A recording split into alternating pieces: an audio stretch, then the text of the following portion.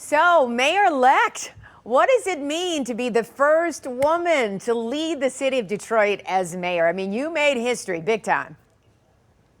Thank you. And I just owe so much gratitude to the residents of Detroit. I feel a huge weight of responsibility to ensure that we actually deliver now for the residents of Detroit. It was such a significant moment yesterday to make history, to show generations of women what we can do and lead as women. Now it's about executing and delivering for this great city. So I'm very excited to get to work. We're already starting our conversations around transition work, which will be deeply rooted in community, and just excited to ensure that Detroit continues to rise higher. I know you have a lot of work to get done. You have to pick your team and the whole 9 yards, but what will you as mayor tackle first? I think for me, some things that are kind of ripe and ready to go is ensuring that we're launching the Office of Gun Violence Prevention, ensuring that we get that office up and running, which really addresses gun violence from a public health lens. And it continues to put funding and intervention to ensure that we're addressing it from the root cause. Secondly, we're going to continue to build our relationships with the school system, our educational system. Our superintendent has been very clear about some ways that we can be a greater partner in improving the outcomes of our youth. And we're very eager to be more hands-on with our educational system. And then lastly, when it comes to neighborhoods, I would say we are looking at ways to bring government back into the communities so that residents have the ability to access city government within their own rec centers and within libraries and churches and things of that sort. So we're looking at ways that we can make government more accessible.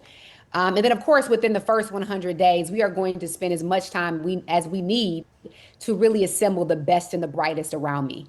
In order for me to be successful and this administration to be successful, we have to have the best and the brightest, and we want to make sure that we are assembling a phenomenal team to move Detroit forward. Excellent.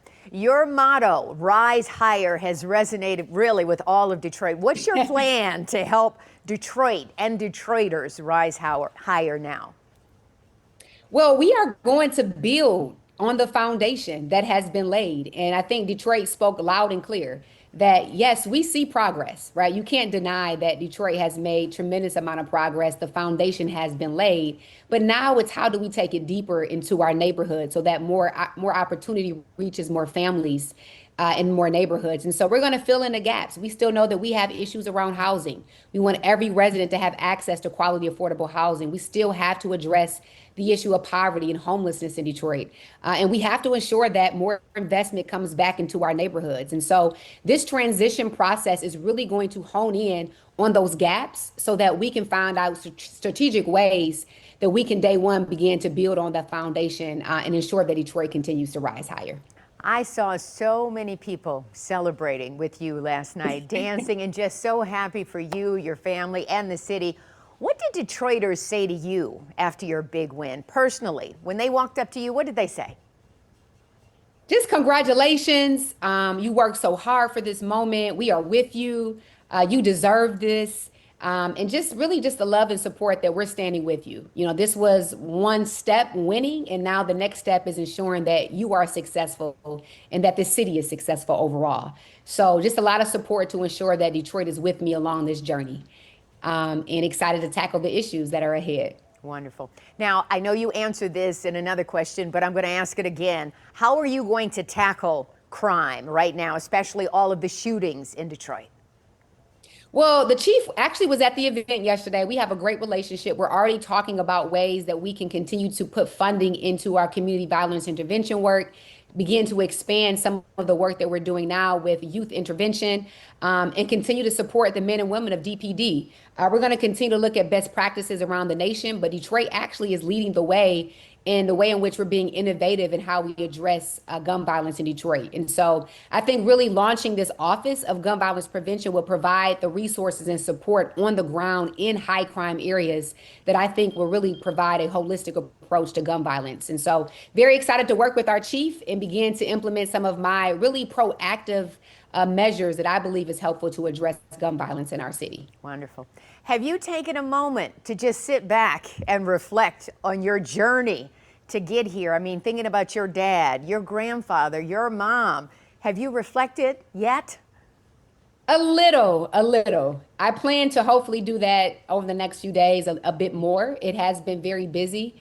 And I do at some point want to just pause, let it all in, and reflect as we get ready to continue into this journey. So I have a little bit, but looking forward to do it more. Okay, just a couple more questions.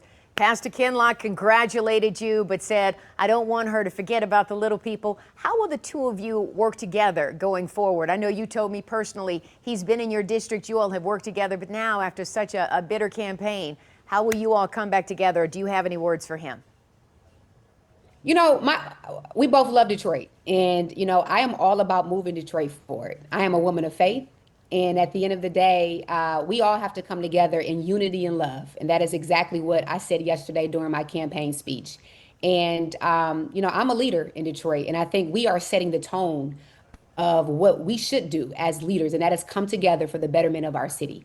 And so I am willing to work with anyone who is trying to move Detroit forward. And I look forward to hopefully sitting down with Reverend Solomon Kinlock to have conversations about how we can lift every block to ensure that Detroit rises higher. Beautiful. Anything else you want to add? Anything that you want me to get in this story from your mouth? I'm grateful. I am honored for this ability to serve. And I just really am excited about this transition period where we can really hone in on some tangible 100-day action items that this administration will be focused on. And I want residents to know that this transition period is so deeply rooted in ensuring that all voices are heard. From our community to our philanthropic to civic to union to business to our faith institutions. We will have everyone at the table really shaping what this next administration will look like. So very excited about that opportunity. And again, just thank you to Detroit for your support.